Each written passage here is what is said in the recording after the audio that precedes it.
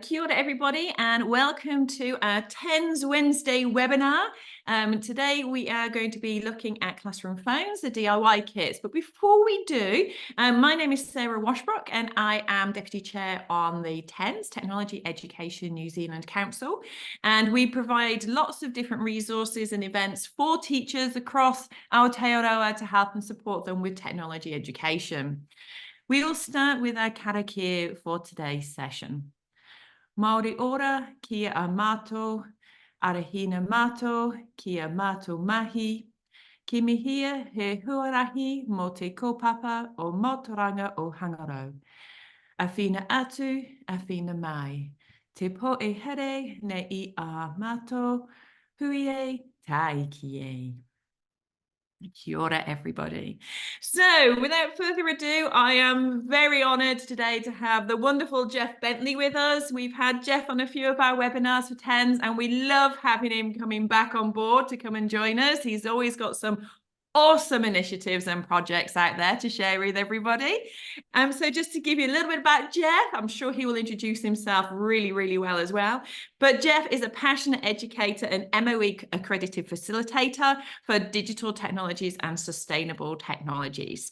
He runs Sustainability Camp for Schools at the Institute of Awesome in Whangaroa, so Raglan, Repair Clubs for Kids in Waikato, and is a volunteer at Urban Miners e-waste collection, where he rescues and refurbishes smartphones and tablets for fun. His extensive background in the digital technology and performing arts sector allows him to deep dive into the technical and expand and explore the creative.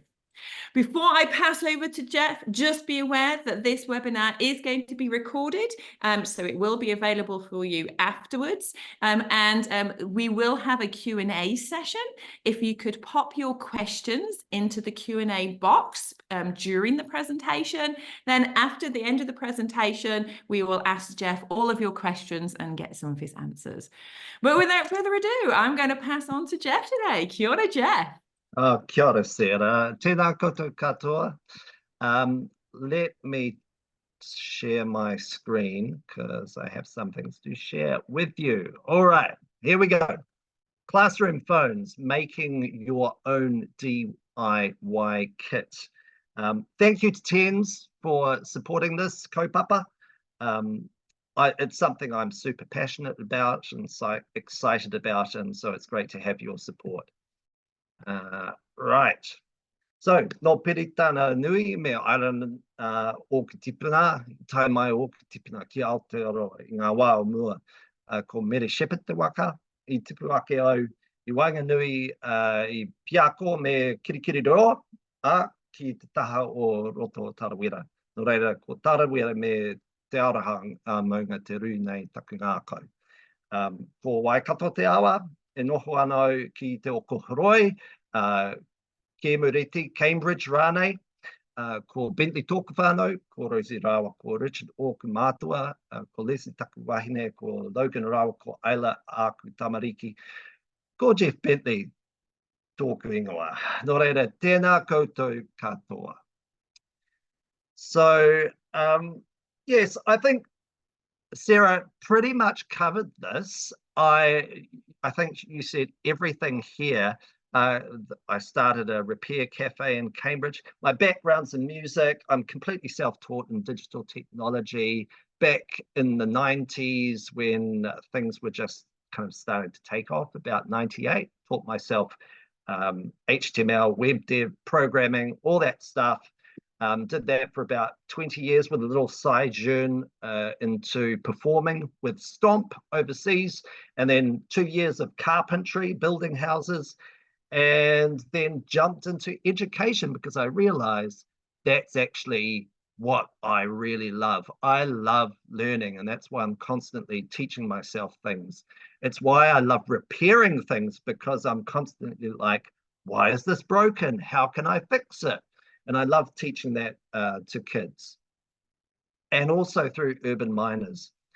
As Sarah mentioned, I work for the Pam Ferguson Charitable Trust, doing professional development via OMG Tech. And I'm actually here, you can see a background of the Institute of Awesome. if I turn off my background, which I might just do because, whoops, I'm going to take, where's my background? Here it is.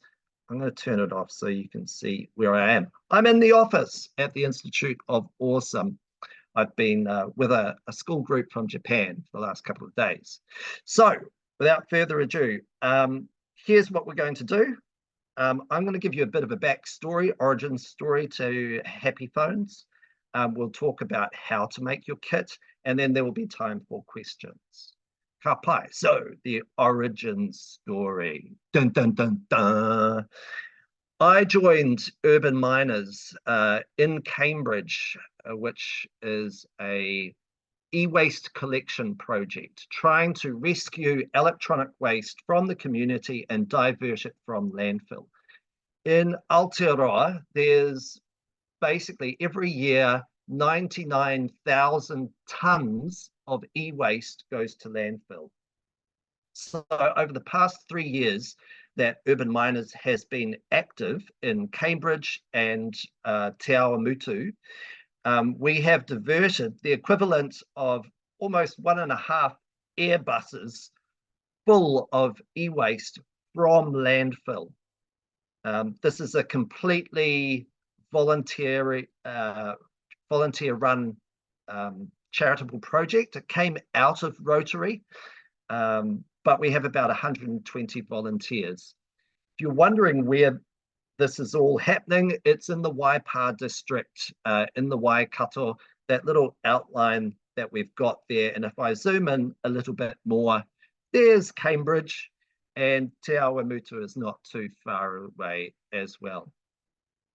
So this is what it looks like. We get a whole lot of people driving up every month for a collection in their cars, and they drop off their e-waste, and they pay a small fee to have their e-waste taken apart in a sustainable, caring for the planet kind of way, where 95% of what we actually get given to us gets diverted from landfill.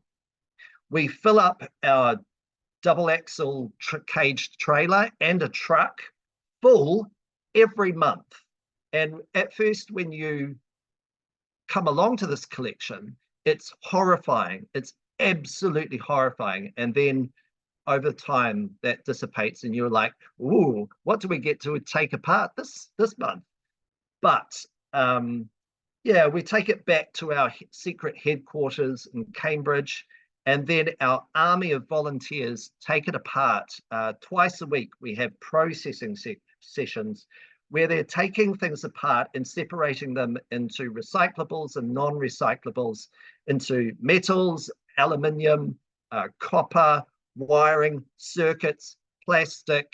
We take everything apart, from TVs to heat pumps we don't do large things like washing machines, but we take anything. And I focus on rescue because I'm all about repair. So I try to rescue as much as possible. And I'm constantly pushing them to try and rescue and test more, because sometimes people drop things off which are completely fine. And actually, if they say they are fine, we give them to the Lions Shed in Cambridge, which is like a junk shop, but it's run by the Lions, and they test them and sell them on.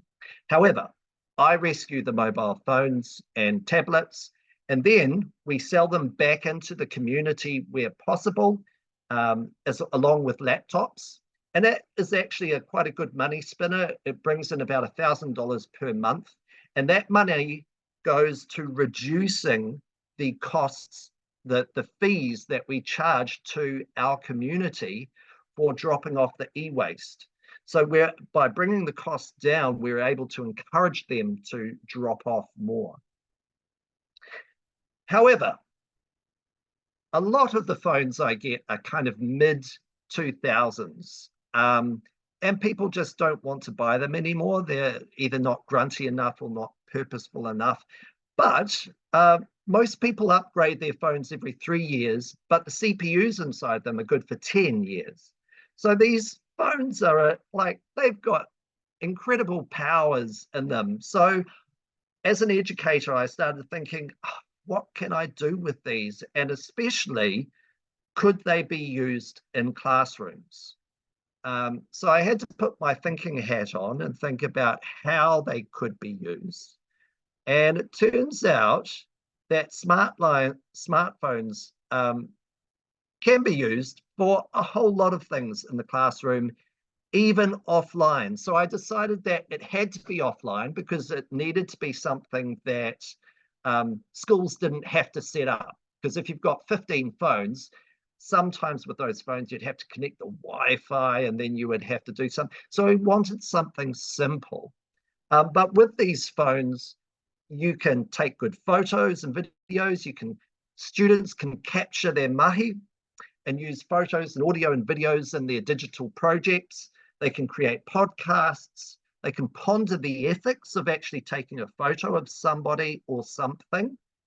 They can learn how to transfer the files from the phone to their laptop via a USB cable. So they're learning about file management and file systems.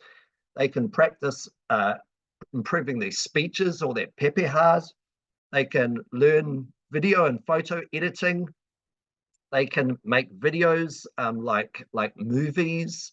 They can test mobile apps and create mobile apps. They can use, some of them have the radio on it, and students don't necessarily know about radio, but the radio still works, even if it's offline. They can use the stopwatch, the timer, the alarm. They can check work on our calculator, and they can use the torch. So I started testing these out in term 2 of 2023 last year, and tested them out with a bunch of schools, and it was working. Some of these students here, you'll see, especially like the one right at the bottom right, the photo, they started doing some really creative things, taking photos of the phones and then taking photos of the phones and getting this kind of mirror effect. Was quite creative, I thought. So that's where I came up with the idea, okay, I need to package this up. I need to call it something. So I call it Happy Phones, or ākonga. Pre-loved phones for schools. This little group of phones that I've got here, I created on Bing AI image generator. I asked it for a family of happy phones in a box with their hands outstretched, waiting for a hug. And I got a little bit of funding from Waipa District Council and support from Urban Miners and OMG Tech to go ahead and create something. So I created these kits. I put 15 phones inside. 15 because the largest USB charging station I could get was a 15-port USB charging station. 15 USB cables, and then inside I have lesson plans and, links to lesson plans for teachers, user guides and resources for different ages. That all gets packaged up. It all fits in a box. It's nice and bright and colorful, and it goes into the class and sits there as a resource that the teacher has control over. So I know that there's a little bit of worry out there about using phones in schools, but that's like, it's personal phones which have been banned, not smartphones in general. So teacher has ultimate control over this. I know one school actually designated class monitors, so phone monitors for their classroom. So at the end of each day, the students have to make sure that all the phones are back. At the beginning of the day, they make sure that they're plugged in and charged up and ready to go. And the students know that they're there as a resource so that they can ask the teacher if they can use them and go and use them for their mahi. These phones now in the Waipa district, I am hiring them out. I've got about 8 boxes and I'm hiring them out to a bunch of different schools at $45 a term. But the big goal is to have everybody creating these own kits for themselves, which is why we're having this webinar. Because at the end of this year and also next year, there will be millions of phones discarded because Spark, 1NZ, and all the telcos are shutting down their 3G networks, which means if you have a phone which can't do 4G for calling, people won't be able to call you. So my phone, wherever it is an example of this. It is a Galaxy S7, which I have upgraded to a more recent version of Android. However, it supports 4G data, but not calling. So I can call on Messenger or those voice over IP apps, but people can't call me over 4G. So that's an opportunity for us, for schools, for other community organizations to grab those phones and make their own little kits up, which is why we're having this webinar. All right, happy phones. They have all these sensors, all these inputs on them. They can feel via the buttons and the touch screen and the fingerprint. They can hear via the microphone. They can see via the camera. They know where they are via the compass, the GPS, the gyroscope. They know orientation. They can have an accelerometer, so they can feel change in speed. They know where you are, so proximity sensors sometimes, and they can communicate wirelessly. And some of them have a barometer, so they can check out the weather. The outputs are screens and LEDs. There are speaker outputs. There's a motor with vibration. GPS sends out location, and also radio can send signals via Bluetooth, cellular, and NFC. So now we're on to the Happy Phones DIY, and we're on pretty good time at the moment, 4:04. So let's get into it. Here's how you make your own Happy Phones kit. It's a 5-step process. Step 1, get phones from your community.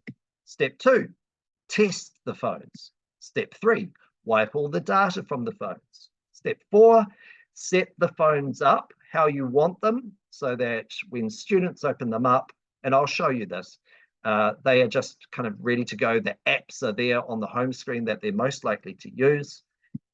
And then finally, assemble your phone kit. So let's go through these individually, and I will attempt to demonstrate some of these things as we go. So let's go. Right, getting phones from your community. Depending on how you get the phones, when I get them en masse. So I get about a 50% hit rate, meaning that 50% of them will turn on and start up, and I'll be able to get into them. It may not have a lock screen, or I can reset it. So maybe 30 Android phones. Why Android? Well, it's just a little bit more open than iPhones, and also there's just more of them about. And ideally, the phones that you have should all have the same charging port. So most of the ones that I have are like this. Let me see if I can zoom in a little bit. It's a bit hard to see, but it has micro USB. Some other ones I've got here, I've got a whole box of S5s, Samsung Galaxy S5s, and they have this really weird port at the base. It's kind of a squiggly one, a little bit hard to see there, which is very unique. That technology, they phased that out pretty quickly for USB-C. But that's just so that you can get all the same cables, and doesn't matter what cable goes to which phone, it's all going to work. Now, the biggest issue that I have when I'm trying to rescue and wipe a phone is getting into the phone. Either somebody has set a PIN code, which is good, because we want people to, we want them to have good security on their phones. That's all good. However, it makes it difficult for me, especially if I manage to hard reset the phone you'll see this photo on the right. This is what comes up even if I hard reset it, I factory reset it to how it was originally when it came out of the factory. This is called factory reset protection. And that's the fancy name for it. It's basically a cloud lock. The phone is locked to a cloud account, in this case, Google, but it could be Samsung, or it could be, for Apple, it's iCloud lock. That's a real pain. That means I basically have to discard the phone. I can't use it. I can wipe it, but I have to take the battery. We at Urban Miners take the battery out and it gets sent off separately from the battery, because lithium ion, which is in the phones, is a bit dangerous. So how can we get around those cloud locks? Well, we can send out instructions to people. However, my suggestion is maybe hosting some kind of phone collection event where there's Wi-Fi access. People can come in and they can make sure that the phone turns on. But if they can basically make sure that the phone still comes on, they can sign out of all their accounts and disable the PIN code that might be on it. That makes our life a lot easier. And maybe we can support them through that at such a phone collection event. So any phones that we've got left over need to go to e-waste collection. Now that can be, if you have a local e-waste collector like Urban Miners, come to us, or you can drop them off to Spark or 1NZ or some of the other providers. They have a similar kind of system that the Telecommunications Forum set up, and they basically do the same thing that we do. They take any good phones that they can and either sell them, or they send them overseas for sale, or take them apart for parts, or recycle them. All right, so that's the first phase. The next phase is, once I've got the phones, I need to test them. Basically, the first test is, does it turn on? You know, you need to actually turn on the phone, see if it will turn on. If it doesn't, you'll need to get a adapter, plug in the cable, charge it up. So obviously for this, you need the right cable and you need the right adapter to power it up, see if it blinks. Sometimes a little light will come on and that indicates, okay, it's going. Once you've charged it up to about 5%, then you can try turning it on again and see what you get, see whether you can get in or not. So I have a document that's a good guide for this, and this will be available to you along with these slides after this event. I will share it and it will be sent out to you. All right. So assuming we can either get into a phone, or sometimes even if we can't get into a phone, we need to somehow wipe data from the phones and reset them back to how they were when we originally picked them up. So you can do this via the factory reset. So I'm going to show you how to do that via the settings app. To do this, I'm going to grab my phone, and I'll also stop my screen share for a moment. Just put the phone onto my little stand. Oops, if I can. Here we go. Okay. So with a standard, all Android phones are slightly different. But basically, you just need to go into Settings app. So find the Settings app. In this case, it's pretty easy. It's right here. And then we need to, okay, let's talk about an example where somebody has dropped off their phone. They haven't set a PIN code and I've been able to get in. what I need to do is actually remove all the accounts that might be on the phone. So you can see here, there's accounts. Now there's no accounts on this one, but if there was, I would click on it and then either touch a button in the top right-hand corner, it might be a 3-dot menu, or it might say more, and click remove. Once I've done that, I can go into or find. So most Android phones, you can also search at the top. So you can click search and try to search for reset.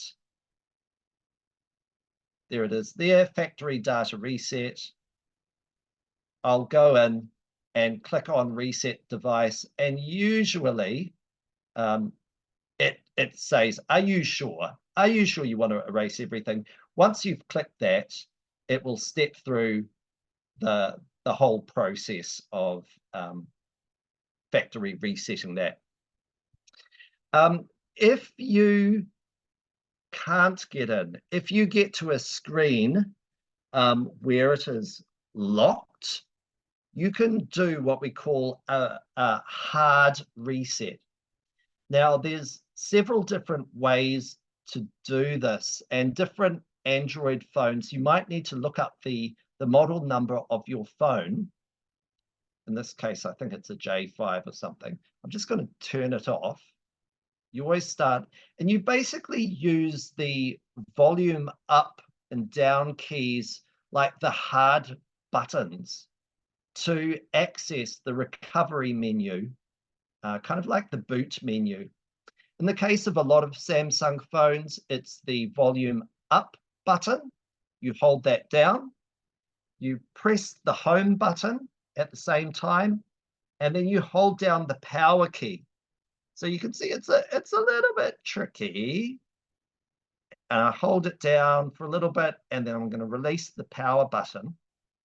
And hopefully we end up with something like this.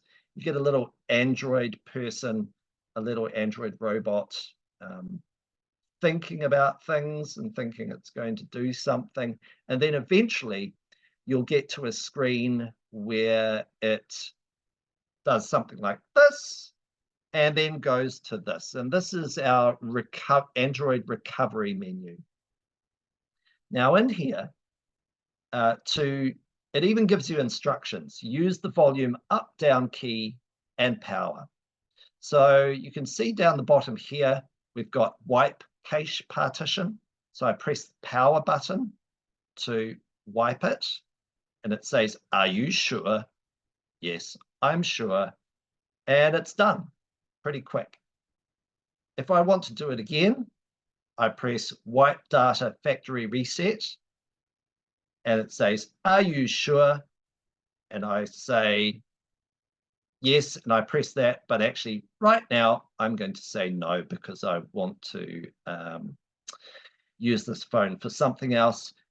What you'll find is that often it will take a while for this, once you factory reset it, it will take a little while for it to clear everything out, to wipe all the caches, to wipe all the data, and then to reinstall the factory image on it.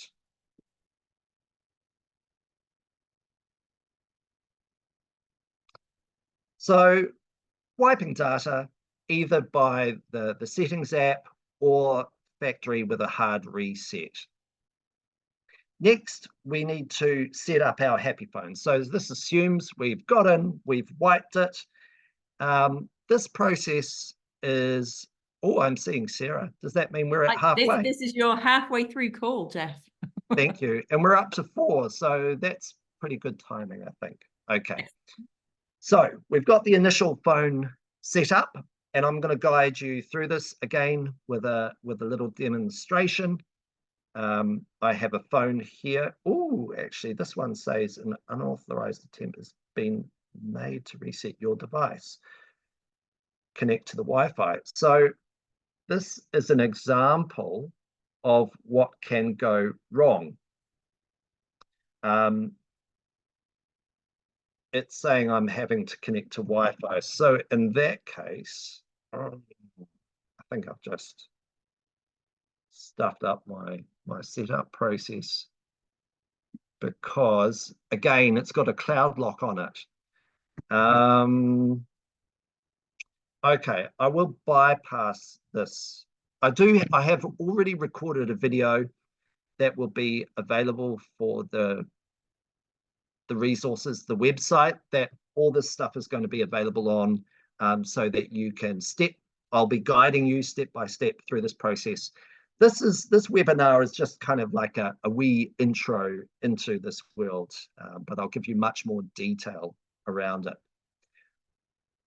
So once you've set the initial phone up, you should get to a screen that looks like this. Like, it's just bulk standard kind of Samsung, or if you are with Huawei or one of the others, it will be their bulk standard screen. Once you get to this, we need to test file transfer for this actual phone and for the cable that you've got, because some phones struggle to transfer to Chromebooks. So you need to test it. If you're using Chromebooks in your school, test it with Chromebooks. If you're using Windows PC laptops, you test it with File Explorer. There are a bunch of things that you need to do to test that, and that's part of the student guide that I have here on how to transfer files.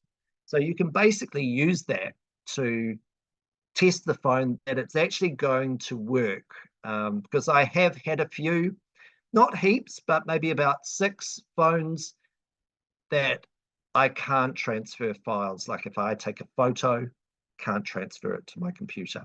So you need to test that. You need to test your USB cables to make sure that they are capable of transferring the files, because not all are made equal.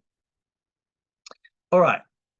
Then we get on to like making it kind of useful for students, disabling games, disabling social media apps, disabling anything that you don't actually want on your phone. So I'm going to give you a little live demo of that now for this particular phone. Again, it's going to be different for almost every Android phone, is slightly different. So let's go with this one. When you set it up, we don't want to set a pin lock. We want students to be able to swipe in easily. Now, the first thing I'm going to do is change the home screen, get rid of all the apps I don't want on the home screen. Now, quite often, all that you need to do is to tap and hold and drag. So tap and drag up to remove. Drop it there and it's gone. So you just do this with all the apps or the widgets. So this Google search thing is called a widget. Also is the time, so is the weather. You might want to keep the time on there because it's, or the clock on here. I'm even going to get rid of these ones down here. Drag the phone up. Just tidy it up a little bit. Get rid of the things that we don't want to see. Oops. And I can also see by this little dot here that we've got something over on the right-hand side, another screen here. With some of these phones, there's an easy way to get rid of an entire screen, and that's to tap and hold the screen. Once I'm in this kind of editing mode, I can tap and hold again and just drag up to remove, and it's gone. Sometimes on these phones also, to the left, there will be some kind of, this is a flipboard thing. There might be a Google thing which you can enable or disable. So I'll make sure that's disabled. Now we've got a completely clear phone. So I'll go into the apps and grab and transfer the apps which I want, which is basically the camera. I'll drag that over there, the gallery, and the audio or voice recorder app there. That's all I want for now. So I'm going to disable and or uninstall some of the apps which are here. I'll just demonstrate a few. Now, how to do this differs from Android phone to Android phone. I can see there's an edit button up the top here. So I'll just tap that. Okay, so I can see that there's a minus sign. That tells me that I can disable or uninstall some of these apps. I don't want to uninstall the Play Store, but maybe I'll get rid of YouTube. You might want it. I'll get rid of Vodafone, Play Music, Hangouts. Whoops, not Gmail. We'll keep Gmail just for fun. Play Movies. That is one way to disable apps. Then what I would do next, actually, hang on a sec, is create a folder like this tools folder and put all the apps into it. Now, I think I can just do this by dragging apps onto each other and renaming the folder. So it creates its own little folder in this case. So I'll just drag them all and basically tidy it all up so that all the apps I don't want students to have focus to be on here will be hidden away to a degree. Get them out of the way so when they hit the apps button, they just see the apps which I want, which might be the clock, the camera, the calculator, the radio, the voice recorder that's in here. And that's about it. That's all I really want. Another way to get rid of apps is to go via the settings app. Usually on here, you'll find something saying applications, and you can go into the application manager directly and then click into individual apps. You can see I've already disabled a couple of these.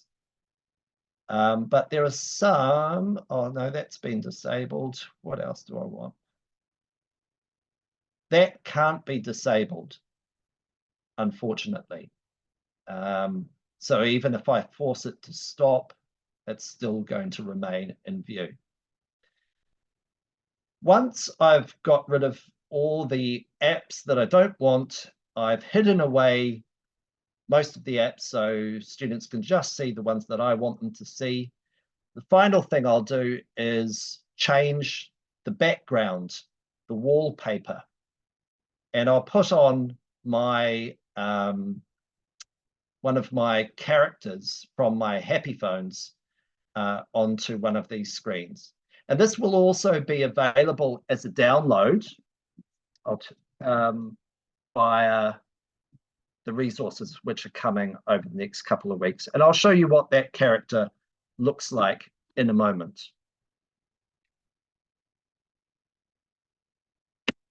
All right, and back to our presentation. Oops. Okay, so that's disabling, installing unwanted apps. Set up the home screen, talked about, and add the Happy Phones background. So Happy Phones, you can see it here actually. So this is my ideal setup. I've got a little Happy Phone character. It's something cute that students like. And I guess the students I'm targeting are those who are starting out on Chromebooks and upwards. So here's another character. This is another one of them. There's 4 characters that are available basically that you can put onto there. So the students like them. Sometimes they'll change, the older students like year 7, 8 will change the background and I have to reinstall it, but that's okay. I'm not worried about that. There are optional extras Those are for adding shortcuts on the home screen. No, on the lock screen. And there's one more which I can't. Oh, you can disable Wi-Fi. Just turn Wi-Fi off. Also, make sure you turn off the sound, because that's really annoying if you have a whole class of phones just going beep, beep, beep, or notifications. That's a bit painful. And you can put it into airplane mode. Finally, you need to assemble all these things into some kind of kit. So we want 15 happy phones, 15 USB cables, which are the right fit for the phones, plus a wee see-through plastic bag, ideally, for holding them, and a 15-port USB charging station. And again, I've got links to where you can purchase these charging stations. They are probably the most expensive part of this. This kit costs around about $140. The USB charging station, I think, is about 80 to 90, possibly a bit more. Then there's cables if you purchase them. People might donate cables, you can ask for them. And then finally, a full SCAP filing box, and I recommend a colored box so that things really stand out. And then finally, print out some resources. So I'll have a link to the resources. They are these sorts of things for students, a guide to how to transfer your photos and your videos from the phone to your Chromebook, and problem solving tips, because there are some issues like sometimes the USB port doesn't work. Sometimes you just have to wait a few seconds. You know, students are like, I want it now. They just have to wait a little bit. And finally, sometimes you have to change the phone's USB connection. And sometimes it asks you for approval to connect to your computer. So you have to actually tap the phone and tap approve. So all those things are available in English and Ita Reo Māori. I'm going to try and make as many resources available Ita Reo Māori. I have some connections via our Māori medium facilitators at OMG Tech, so I try and do that where possible. All right, I think we're at the point when we can get into the questions, and I can stop sharing my screen share if there are any questions. However, if you do have questions after this, feel free to also email me at techleapnz@gmail.com. Yeah. Oh, kia ora, Geoff. Thank you. That was an awesome introduction into the project. And I'm sure it's going to inspire a lot of people to think really carefully about, obviously, these products that we just use in everyday life. And then where do they go in the future? I mean, huge links to the technology curriculum there. Yeah. And looking at life cycles and I mean, obviously, I saw clear links with technological systems as part of the curriculum. But when you look at, that nature of technology, it's, yeah, we can do this, but why do we do this? Why do we keep buying these new phones all the time and updating? And then what do we do? I mean, I can probably say that I've got a couple of old Nokias sitting in a drawer, just sitting there. And I keep them as a technology teacher to show students how they've changed, but yeah, I'm sure there are many families out there that don't. well, the funny thing about those old phones is that they will probably still work because they're keeping the 2G technology going. But what I've found is that any new installations of cell phone sites are always going to be 4G. Yeah. So they're getting rid of the 3G, but they've still got this 2G almost as like a backup, I think, in case something fails. You know, if 4G falls over for whatever reason, you can still rely on maybe these old feature phones. Sometimes I'll take those feature phones and I'll give them to a new entrance class, just take the batteries out of them, because new entrants love to be able to like talk to each other and have that family play. And that there's also buttons like for 1, 2, 3, 4, 5, 6, 7, 8. So they're learning the alphabet. They can write their name using the letters which are on there, but write it in numbers. So you can do lots of fun things even with the juniors in your school with those sorts of phones. But I think what is also pretty cool is that the students love the years 5 and 6s. It feels a bit cool and special to actually be able to use phones because occasionally they won't have their own phone yet, so it just feels a little bit grown up, a little bit cool. Just while we're waiting to see if there's any other Q&As coming through, I just had a couple of things that I was wondering about and stuff like that. I mean, obviously, you were mentioning that you were creating a few more resources to help and support teachers, in particular with obviously the creation of these kits. Where would people go to find those resources and that information? So at the moment, they can go to techleap.nz. And if you look under Happy Phones there, you will see all those resources which are there. But we also have a link, bit.ly/Happy Phones. That will take you to a kind of a course or a site which is going to have more resources on it. Things around what a first lesson with these might look like, what you can do with students out of the box, just a few more guides for teachers for Kaiako. And then there will also be some resources available later around some of the more intricate or the detailed kind of DT, digital tech side of things, like what does frame rates mean, or what's 720p versus 4K? How does a pixel on a screen actually work? All those sorts of technical details that teachers who are interested in sharing that sort of stuff, which hopefully, I hope there's a few teachers out there who are into the digital tech side of curriculum and want to share that with their students, because it's a way to get them excited about digital technology. Those resources will also be available.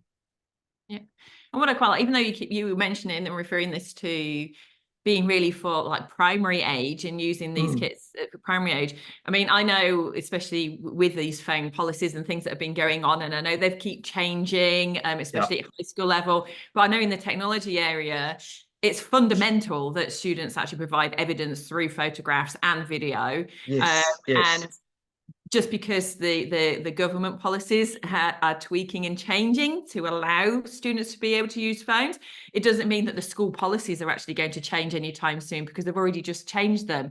So actually giving the chance to be able to use these phones would be amazing. And something I was thinking was, if you are time poor as a teacher and you have older students, like say it's secondary level or intermediate level, you may have some really tech savvy students that actually could set these kits up for you or for the community. And it could be an awesome passion project or inquiry-based project, which actually is linking to local curriculum as well, because it's supporting, us nationally, but also supporting your local schools and your local community too. I mean, what a fantastic initiative to actually help that way. Yeah, I guess there's two sides to it, right?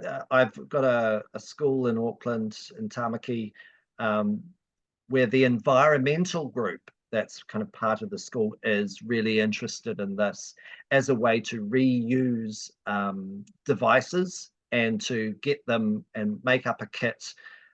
So it can come from that side, the environmental side, it can come from the technical side. And actually, if you can get both those sides together, then students could actually make their own kits. And in fact, you could even get into the enterprise side of things by hiring those kits out to local primary schools. So potentially, they could make a little bit of money. The charge that I charge for the phones is really just to make up the price of how much it costs to put the kits together and kind of reimburse that cover costs over a year or two. But you know, people could charge whatever they like for them. And absolutely at the high school level, I've had teachers, technology teachers in particular, who have said, I would love to have one of these boxes in my class so that my students can take evidence and use that, because it's a pain. Like, we don't necessarily have lots of iPads, and even if it goes to the iPad, I then have to do something. So it's giving students agency and teaching skills so that the kaiako don't have to be doing that for them. We want students to have agency, and this is a great way to achieve that in the classroom, whether you are, as you said, primary school or even at the high school level. Yeah. I would love to see even some tertiary students getting involved in making some kits and thinking about, well, what other apps could we put on these phones? Like, so for example, we have a set of phones here at the Institute of Awesome, and I've put on the Seek app by iNaturalist. Well, it's a little bit hard to see, but that basically allows students to look at a plant, take a photo of a plant, and it will tell them offline what kind of plant it is, because it's got a learning model in there, an AI model that shares with them what that is. Or Merlin Bird ID with a New Zealand bird pack. They can hold that out, record the bird call, bird song, and it will tell them what kind of bird it is. With the group that I've had here from Japan, that's really important. And it's been great because they've been able to download this app, and they'll be able to go back to their homes in Japan and use it there and use the Japanese bird pack. So there are lots of other interesting things here. There's an app for water testing, which I'm needing to investigate, but I'm sure there's lots of other uses where things could be used offline. Even, actually, there is one more which I want to talk about, which was put out by MIT's Lifelong Kindergarten, which is called Octo Studio. And it's basically Scratch for your mobile, and it can be used offline. And it makes use of all the sensors on the phone. So it can vibrate. You can program the phone to vibrate. You can program it to, I think it might be able to take a photo, possibly. You can program it to send a message, like a radio message, like with microbits. You can do something similar. But the cool thing is that it's made for mobile as opposed for coding on a laptop. You're coding on your mobile. So, like, the possibilities with some of these old phones are so great. I was just like, we've got to rescue all these phones from around New Zealand and get them and use them, because they'd be such a great resource. So, yeah, feel free to get in touch with me, anybody out there, techleapnz@gmail.com, because I'd love to hear from you. I just want to spread this kaupapa across Aotearoa. Yeah, it excites me. I see like so much potential and so much waste, and I don't want it to go to waste. We should be using these phones for at least 10 years, before discarding them. Got 10 good years in them before the CPU starts to get a little bit cranky. And actually, the other thing I was just thinking of as a technology teacher that actually teaches in a workshop, rather than using expensive digital hardware, I can have replaceable phones in a kit, which actually will not cost a fortune to replace if there is, and we do have accidents in a materials absolutely. workshop. Yeah. Yeah, but any classroom does. I mean, so if a student drops a phone and stands on it by accident, actually it's not the be all and end all, because we just get a replacement and away we go again. And it's Yep. fairly cheap, really, in comparison to buying things from fresh. Like, yeah, Yeah. not that many Yep. people buy digital cameras and things now, but if they had to, the cost of that would be a lot more than what it would be just replacing a used phone. Yeah, and that's why it's good to have a few extra up your sleeve, because there will be dropped things. Like we talk about in the first lesson, we talk about how we're going to care for these phones, and so no running, maybe keep it in your pocket when you're walking around, all those sorts of things. But of course, as soon as you let them go, they're so excited and they just race off, and yeah. So accidents do happen, but I've got plenty of replacements. Fantastic. Well, I just want to say a really big thank you for joining us today, Geoff. It's been awesome to listen to this new project that's been Kia ora. developed. And obviously it comes from the heart as well. And that's what I really like. It's going to hook into the emotions and help and support, obviously, our environment and where we live and all those different aspects. And yeah, so it's something worthwhile with learning. Yeah, making learning meaningful. And I think we can do that in a few ways with this approach that you've got here. And I'm looking forward to seeing the website and looking at those resources and things too, and seeing Not how far we can away. help support in the future with that as well. For those of you who obviously are watching this, if you could, we would really appreciate it at TENS if you could either scan the bit.ly, or we will forward on this link as well to you. So this is a feedback for our webinars. What this does is it helps and supports us at TENS to create more webinars in the future in areas that you want us to discuss. So what are you interested in? How can we help and support you? And like we said at the very beginning as well, this particular webinar, give us a day or so and it will be downloaded and organized and will pop up onto our TENS YouTube channel. And it is there for a long period of time. We don't take them down. So you can go and watch and listen to Geoff over and over and over again. So thank you once again, Geoff, for joining us. Thank you. Our next webinar next month, we have an awesome inspirational educator. We've got Donna Golightly, who is very passionate about integrating digital technologies in the classroom. In particular, she's been doing a lot in the space of using AI and different approaches for using those different digital tools that are out there in her own classroom and sharing that mahi with other people. So if you're interested, please sign up. That's next month at this same time as today. Today, we will just finish our session with our karakia.